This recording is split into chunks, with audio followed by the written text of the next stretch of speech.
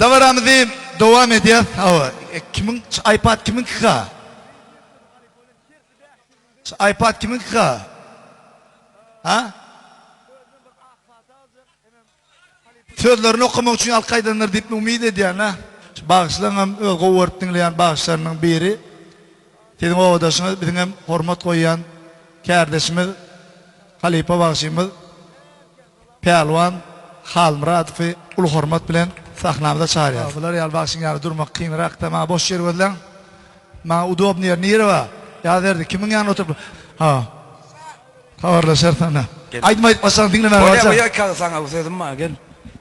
Yağışı değil yani olan bu var ya bir satira deyip bir Türkmenin ullokan yol başımam hem ne Nurişka pahirda var da şol stil. Dırnap, fıypap.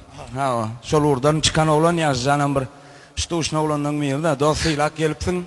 Şoğa joluk bilen 30 yaşlılar katnaşığımız var. Bula bizim öl toyumuz her. 3 aydım 4 aydımdan pahiri olanlara da bir gerek var. Bizden kabul ya. Sen ayttın işi ayttın. Ha, gedektinden format. Kapak salalım onu. Sağ ol hormatınızı. Beygeldenin özü beyiktir diye. Hiç unutmayayım fadamım. Olup değil. Hoşuşumdu filana kalın. Uğrunda bir kervanım oldum. Hiç unutmayayım fadamım. Hoşumda bir kervanım oldum.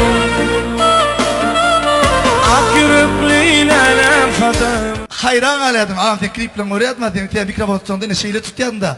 Seren nece?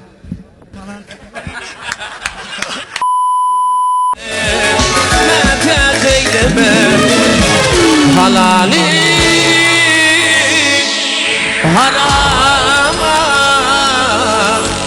metes eyle.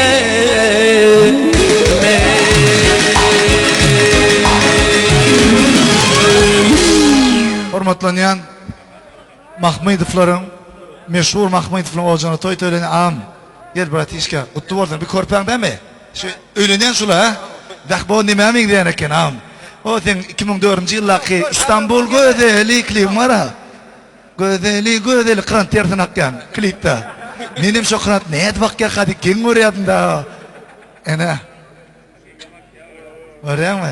Selçuk'a şu duyurlar ne için çildin? 2005. 2005 anırda kıran dakyanı uğran kelip bärik kelip mene sen uğruna çıktır da.